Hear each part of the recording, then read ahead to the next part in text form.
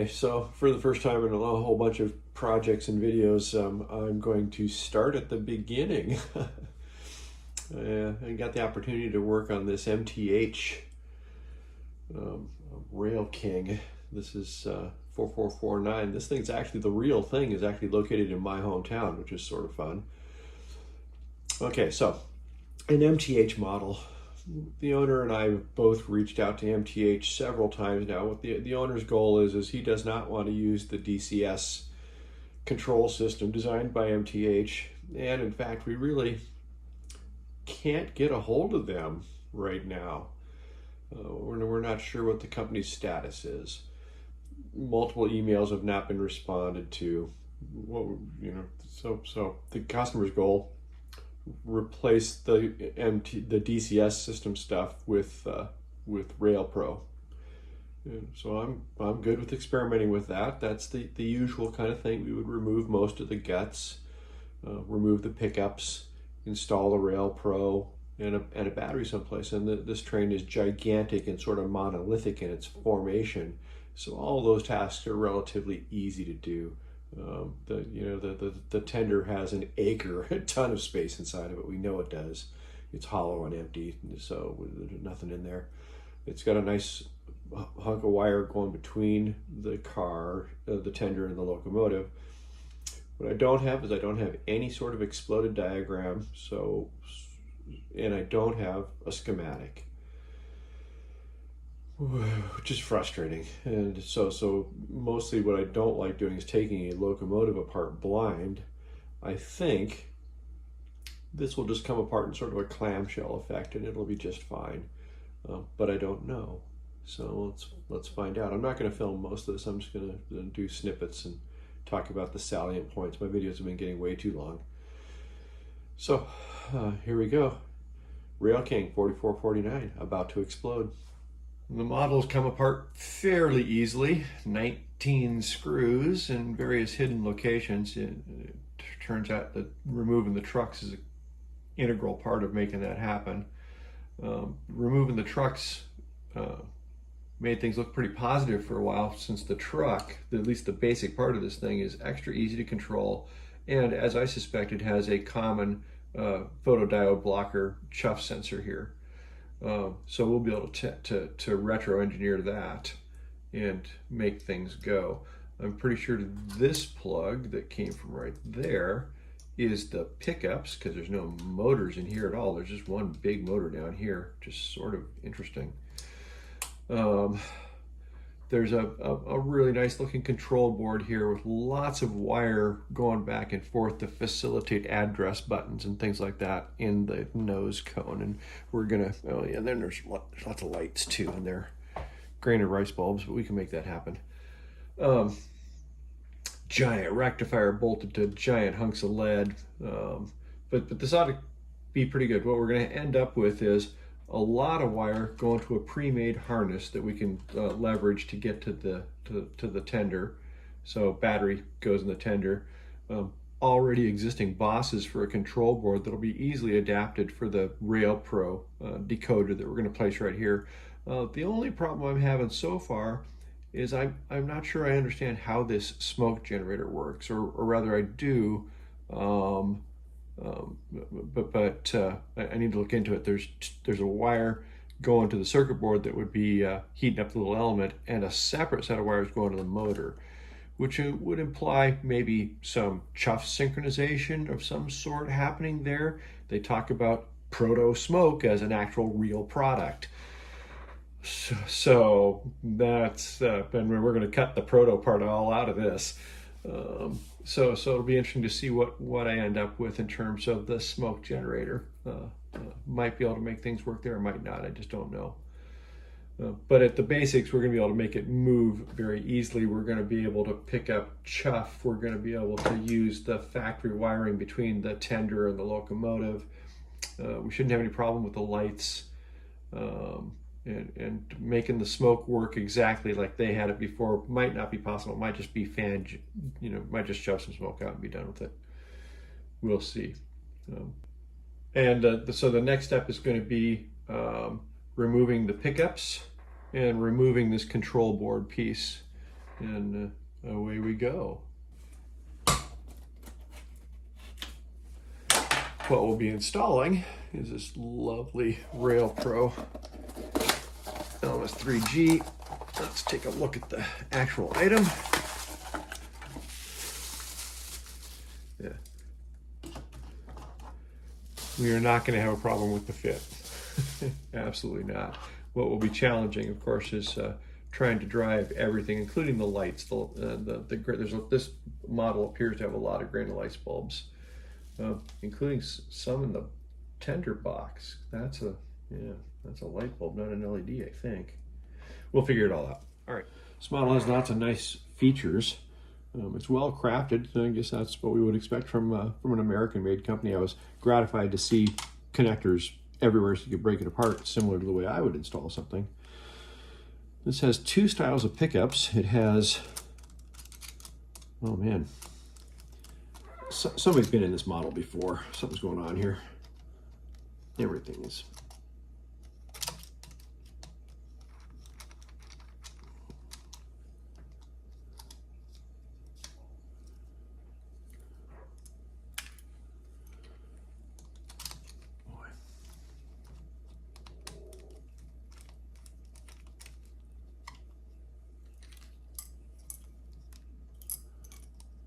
So we have the cool hardware track skidders. These are looking fairly newish, but it's seen some use. But we also have, and they're more difficult to see, kind of a la Bachmann style, or some little ball bearing contacts on the sides of the wheel here. Let's see if we can get those to come out. I think that's this screw. So fold, and then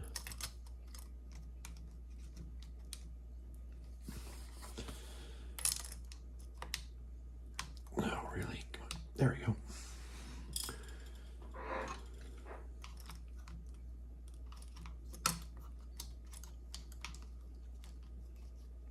Oh my God, really? That is so awesome. Okay, what I'm excited about is, look at right by my fingers. There it goes.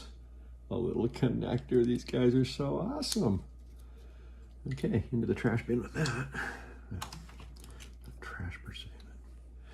Okay, so then these wires go to that connector as well. That's awesome. Okay. This is where we start committing.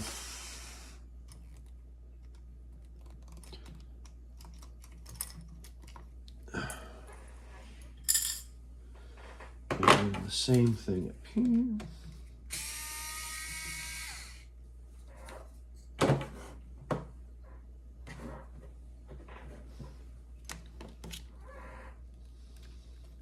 Oh, these none of the screws are tight. I don't get it. Don't get it.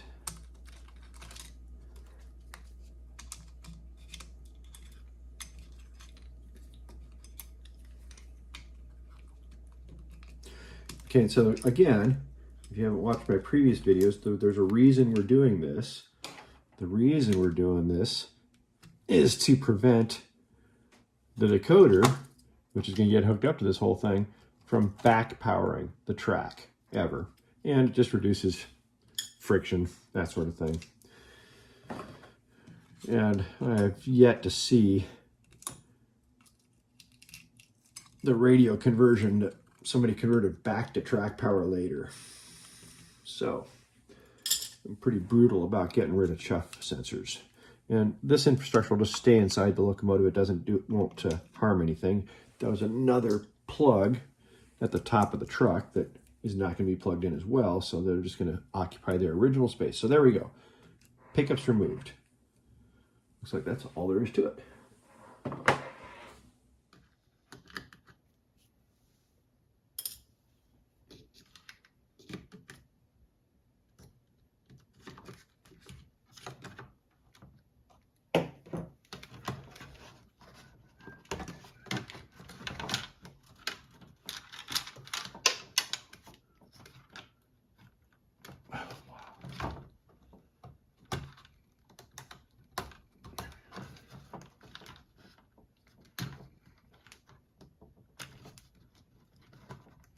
Oh man, these are tight. There we go. Okay, and then that one. Ooh.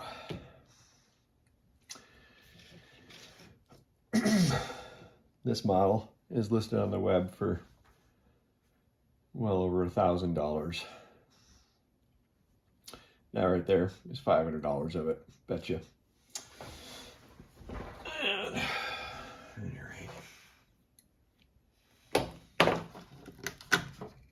poison battery. Okay, wow, that was quite the explosion. I probably should have filmed that.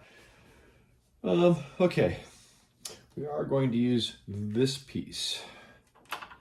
That is the plug to the OEM outlet to the tender where we're going to store the battery. The good part of this is MTH did it's well designed. It does use grain of rice bulbs. This thing will run grain of rice bulbs very nicely without complaint.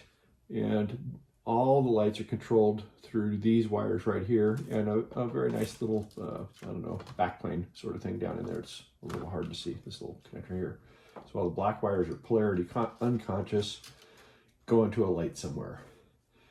This is all mostly the smoke generator power infrastructure, so you can turn the smoke on through the switch in the front, which is sort of a typical thing. I may leverage this to turn the train on and off. I may not. I haven't decided yet, thus I haven't cut all this stuff away. Get the smoke generator out. Highly topical, FK050, that's a 5-volt motor. So I'm thinking that the smoke generator will be easy to turn on simply using 5 volts, just like anything else. You may ask, this thing doesn't control smoke, but I've got the smoke controller from a different brand of people that will interface with this thing just perfectly. We're gonna throw this away, throw all this away, throw this away, throw this away. May reuse some of this, that's kind of cool looking. And put this back and put this in. It's gonna be kind of cleaner inside. You may recall I was pretty excited when I first took this model apart because we had a very distinct and reliable looking sensor. 3 wires, power, ground, output. But now I've had a chance to really look at it. And instead of being like an interrupt beam with 4 or 5 little paddles to capture chuff, this is really a speed sensor. This little wheel with white and black marks on it is located directly below a little optic reflector, and it is not triggering on chuff. It's telling us how fast this thing is spinning. And that's fairly remarkable, and I can see how you could put that to good use in your average locomotive with a sophisticated homemade DCS system. But as it relates to RailPro, in terms of creating a chuff signal, it doesn't do us any good whatsoever. And so more wires to disconnect. What we will do most likely is take one of these sensors. This is a DRV 5033 from Texas Instruments. It's a simple Hall effect sensor. We'll probably locate this somewhere like that and put a magnet either in one of these cavities. Let's slow this down and come to a stop. Yeah, maybe mount a magnet right in one of these cavities, maybe chow a hole out in the back of the wheel. The wheel is an assembled part. There's a hard steel outer ring complete with the traction wheel, or i.e. a big rubber band, and then this cast center piece with the spokes in it. So chowing a hole out of the back of it with my Dremel, I don't know. We'll have to think about that a little bit. This little test thing, let's see, can we make the lights show up in the doggone video? There we go. I wanted to make it a test rig so that I could see what the effect of a magnet being close to the Hall effect sensor was like. So if we do, oh look, blue light. So I'm not getting that very close to set that off. And so that's good. That means I could probably get away quite easily with a sensor down here in one of these rings, and this Hall effect sensor simply resting along the outside of this spring like this, or located along the wherever the magnetic axis of the magnet is going to be focused. So, okay, we're gonna position one magnet here on video just for fun. Mixed up a little bit of epoxy. The technique is a good carbon steel drill bit really holds on to these magnets, and so we've scrubbed down the magnet with some alcohol. We've done the same thing with the area of the wheel we're going to glue, and then we reach in and dry it off real quick. And just make sure we don't get any grease anywhere. And we're going to take a very, very, very small bit of epoxy and smear it on the side of this. This is going to be kind of a side mount. There we go, very small. And then, having pre-calibrated, sorry I didn't see it on video, just place this magnet right up there against, I got it. I had this all pre-done. Yeah, there we go.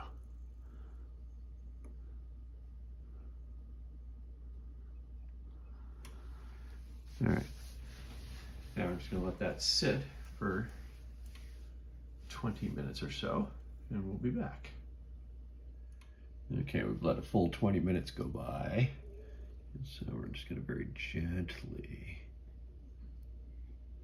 pull that out of the way. And what we're going to do a little bit later, might not video it right now, is we're going to dollop a little more epoxy right around. Yeah, right in this little, whoa, that's a strong magnet. Right there and right there, and then we'll, after we do that, we'll paint this all black and you'll be able to tell it's even there. All right. Now we rotate to the other spot, so I can do the same thing. Hang on. Let's see what we can do here. Rotate.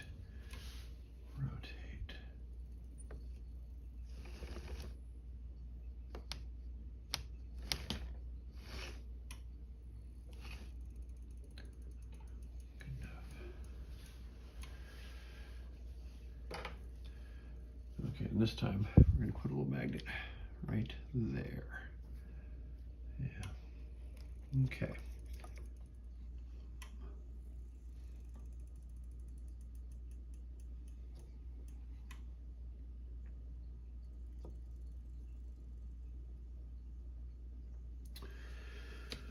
And just ever a little tiny bit of this.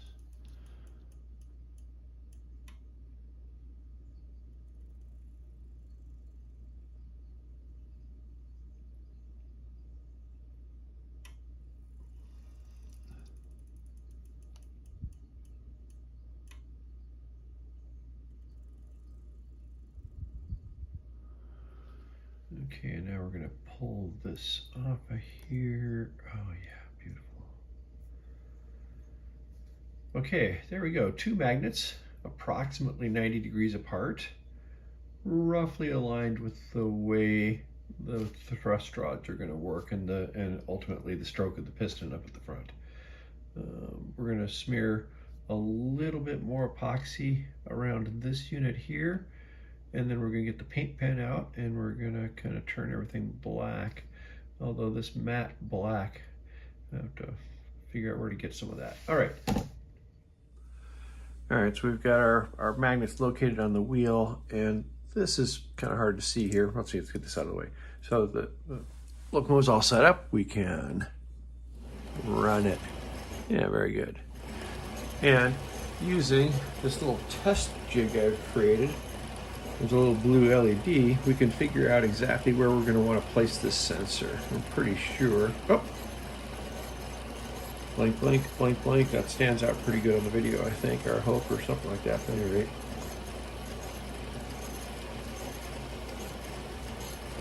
Beautiful. Let's turn it up a little bit.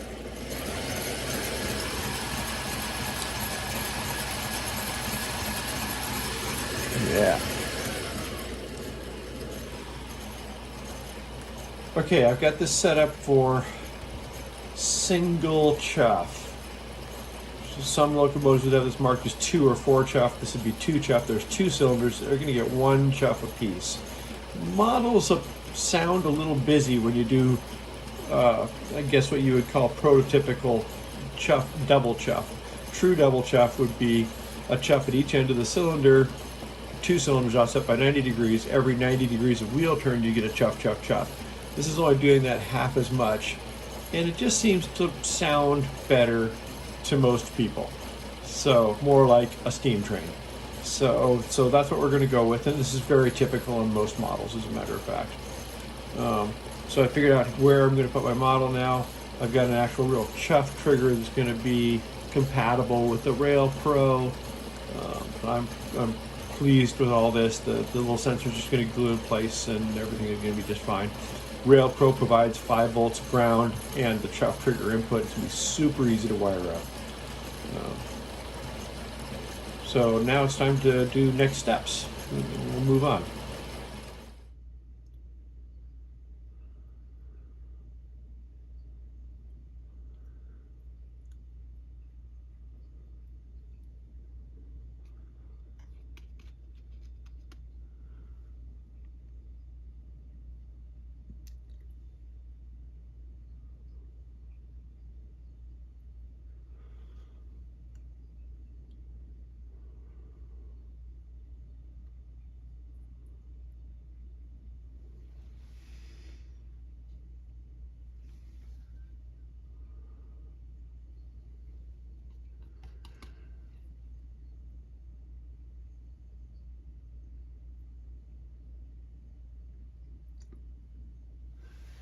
In theory, that's flat black paint, and it should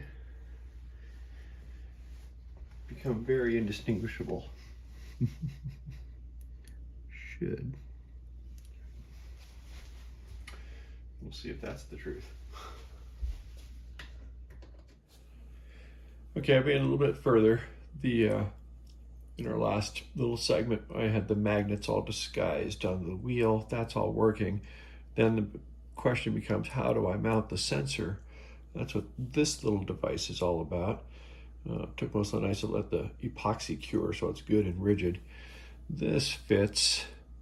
It's just one of the removable springs from the chassis detail, and will pop right in there like that, complete with a plug so that we can service this thing by unplugging it. And we've installed a plug. We've located the motor leads, and likewise installed a plug. We're not going to use the sensor wires, but I couldn't make myself cut them off. Who knows? Somebody might use them in the future. So they're still there. This is the original decoder. And so I've been busy with the 3D printer making this device right here, which when we line it up, the holes line up perfectly. Okay, good. This will mount in the place of the original decoder. It will hold the RailPro decoder like so. It will also hold that fan like that. That will be controllable by the user from the RailPro throttle. So this project just got mostly a whole bunch easier because all I have to do is get this part into the intermediate chassis piece that goes right there, and start wiring things together, really. This little board right here is the stock board that this little piece right here is the connector that pokes out the back of the locomotive and hooks up to the tender. And it's actually a fairly nice feature, and we're going to hijack it and take over. You can see where, well, let's see if we can get this to focus. There we go. You can see where I've taken over 6 pins for power. I don't want to overwhelm. I don't know what the rating of this thing is. It's a pretty fine little connector. I don't want to overload the pins. And then 2 pins for the speaker and 2 pins for the rear headlight, taillight, whatever you want to call it. This was quite a cluster before. It had not only a connector going into it from the decoder, but just a gaggle of wires soldered to it in every which direction. And so we've reduced that all to these 6 wires.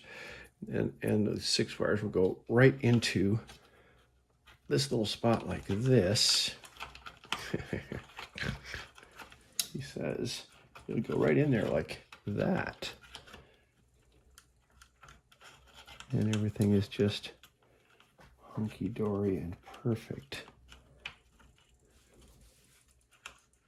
Yeah, that's something's in the way.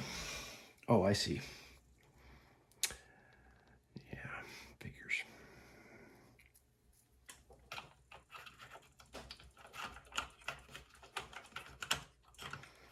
There we go. That's the way it's supposed to work.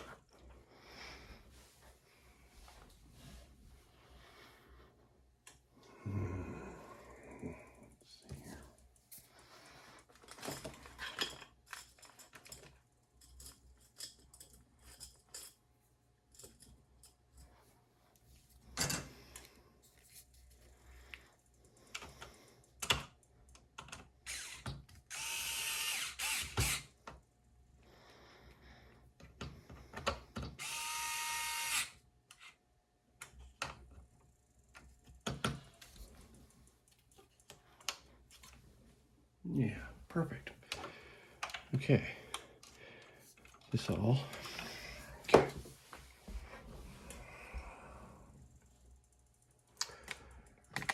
And a little bit here. And so lift. Oh my God. Lift and separate. Just through like that. And go like this. Move these wires out of the way.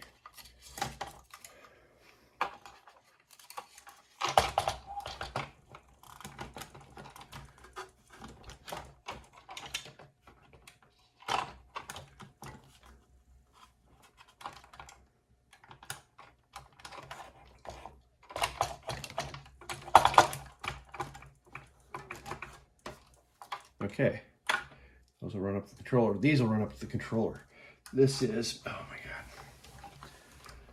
Don't forget the main motor lead. Okay.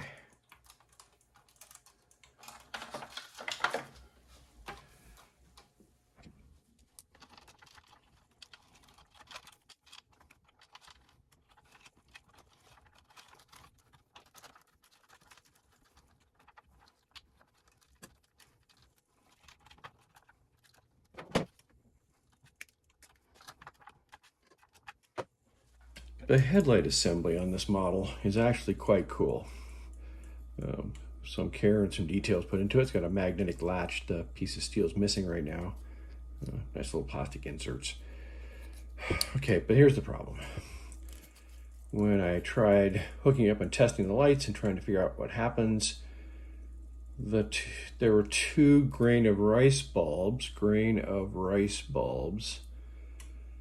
in series. And the other disappointment was that these grain of rice bulbs are clearly 6 volt, not 5 volt. So the RailPro provides us with 5 volts to, light and run auxiliary stuff.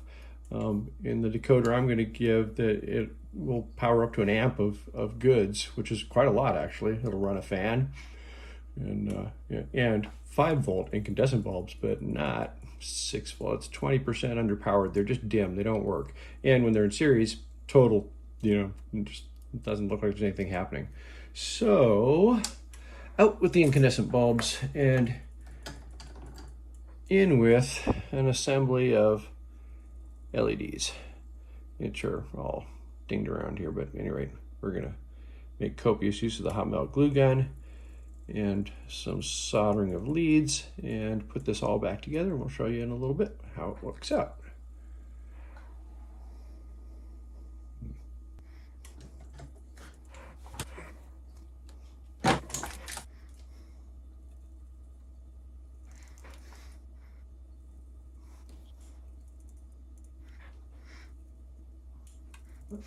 We can. Yes, please.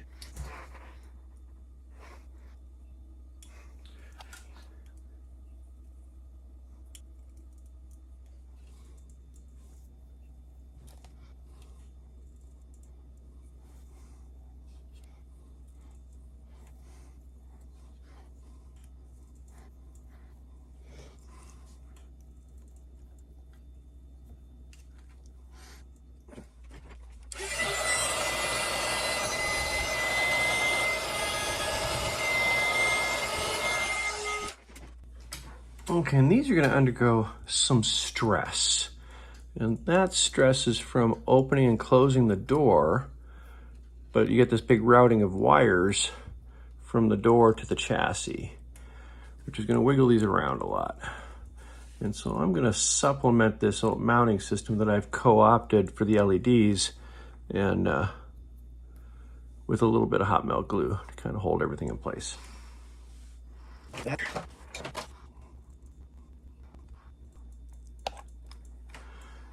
Doesn't need much. It needs a little touch. And then we're just going to line everything up. It's supposed to. Pull a few stringers off there, just line everything up the way it's supposed to be, and let all that cool down. And hard to tell, there's no light applied. It'll look cool when it's lit up. What we don't know about is the incandescent bulb is supposed to spill out sideways and light up these number plates, and I'm not sure if the LED will do that or not, because it'll direct most of its light forward. I don't know. Anyway, here's the wiring job on the inside, where it's all nice and neat. All the switches on the inside have been removed because none of them are pertinent in any way, shape, or form anymore, and it closes very nicely. I've been futzing around with the lights and such. Some of them are disappointing, some of them are not. These are the flicker in the coal box. These, those used to run one of the headlights. Those are going to get cut off. These used to run a headlight. Those are going to get cut off. This is the cab light. These are the side marker lights, which don't tie to any of these lights at all. I'm really disappointed in this little junction box, which I thought I was going to be able to just run all the lights and it'll be easy. I'm ripping that out too. I'm quitting for the night. I feel good about the progress made so far today. The bottom chassis is essentially ready to go. The top chassis has been laid out. I know where stuff is going to go, and I have an answer for everything. Ha ha ha. When I mean an answer, I mean, how am I going to hook this stuff up? These are going to be one of the outputs that flicker. The fan is going to be one of the outputs, period. The two headlights will be one of the outputs, and a tail light will be an output. The side markers and the cab light will just get wired up straight to 5 volts. So as soon as you turn it on, you have some indication you have turned it on. Okay. I've been working all afternoon, actually all day. I've been working since 10 a.m. and it's 10 p.m. or something when it's late. All right, so this thing has a new harness now, and I'm relatively satisfied with it.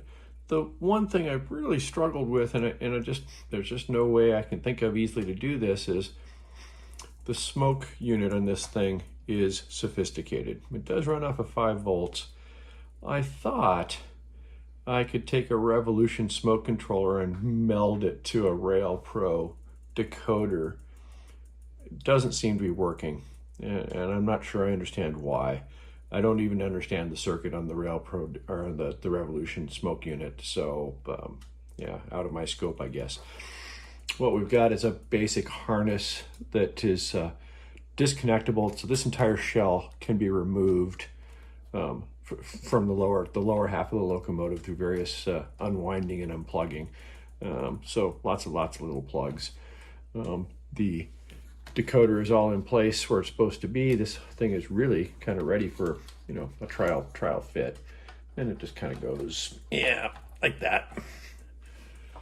And so, yeah, there we go. And you can see that the numbers are glowing. The side markers are working. Time to charge up my throttle and see if we can make the wheels turn. Okay, so I've come to another decision point, which I'm sort of disappointed in, and I guess I should just give up on every original MTH part. I was really excited when I first took this model apart out of the box to find this really nice little connector at the back here. This screws in underneath here and would be in this little rectangular hole. What it is just a nice little 10-pin connector with a circuit board so you can mount some wires. You can see I've used it to mount some wires. And it would connect to the tender by this one singular you know, self-destructive resistant, so to speak. We've all seen how that happens when you pull the wire, the connector out, and you tear a wire. And look at how nicely that snaps together and just makes one nice little tube going back to the tender. Problem is, and there's a problem. The problem is this connector is only rated about 1 amp per pin. Well, there's 10 pins there, and I thought, great, I'll just triple sum up for the motor, the battery connection, and then I'll use 1 for the speaker, or 2 for the speaker, and 2 for the rear tail light. This ought to be good. It's all going to go together fine. But then I got to looking at the back end of this, and there are not 10 wires here. There are only 6. And none of them are an appropriate gauge to carry the kind of current I need to get from the battery to the tender. And so this is a problem. So and at first I thought maybe I'll move the battery into the locomotive, but that's just challenging on other levels, and it doesn't meet the original plan. I don't want to do it. And so what we're going to do is we're going to use these wires. These are JST-XH style connectors rated at 3 amps per pin. This one will be, this 4-pin connector will be the power connector. That'll get us 6 amps capable. So when this thing's really hunking a load, it's got a big motor in it, by the way. And this will be the speaker and the wire. And I used a 5-pin connector so you can't intercross them. They can only be plugged in a certain way. I'm gonna make a little circuit board and chow this out a little bit differently so that it'll plug in the same place and a little sheath over these, and yeah, nobody will be the wiser, right? But yeah, more customization. Here we go. After a lot of fooling around, here's the finished product. It's I sealed it all up, you can't see it, but it's as modular as it was when it's new. You know, it's just got a new connector attached to it. The power connector, which will have a sheath on it when I'm done, goes in that connector, and the speaker and the rear headlight going in that connector right there. Like I said, they'll have their own little individual black looking hoses. I also took a moment to repair this. This is a piece of custom hardware that runs down into a boss, and it is the trailing link to the coupler essentially for the tender car. It had a captive nut that was missing from the packaging when I got the train. This is all loose, and it actually took me a little bit to figure out what I was looking at. Took the train out of packaging and pieces started falling out. But at any rate, I ground down a standard nut and was able to get something to fit there. So, okay, so we're getting very, very close to making things happen here, because this part here will plug up through a hole at the top of the tender, which is right next to that pin right there. So these are just the right length. Yeah, it's just gonna be beautiful. So. Hard to see, it's such a busy background. This is the battery car, or the tender. The battery has been bolted down and we've dressed up. This is going to be the charging jack. There's a plug here, so you'll be able to take the body off and unplug it for serviceability. These are 6 amps PTC fuses on both the positive and negative, so we don't have any kind of short circuit accident outside. The new plugs that go to the locomotive. And so, wow, we are just doggone very near turning this on and making it go. So I put everything back together, and we got down to kind of a moment of truth. And I'm sorry, my lighting is pretty horrible here. There we go. That's a little bit better.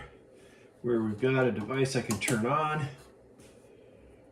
I can there we go. Select it. And if I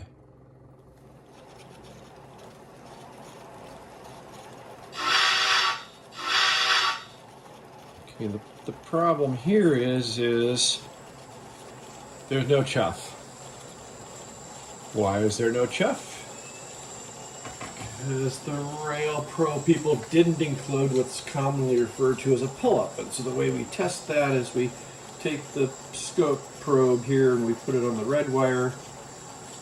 They look at the scope and it says 5 volts. And the black wire, nothing happens because it's ground. The yellow wire, we should see the chuff signal on. What we really see is noise. And that's the result of an open collector tied to, well, nothing. That's the problem. Most Most microcontroller inputs have a built-in pull up or pull down that you can program, and the RailPro decoder in this case does not appear to include that. So we need to add a resistor from the signal to plus 5 volts, and then we should be golden. So I'm going to go off and do that. I'll join you back in a minute.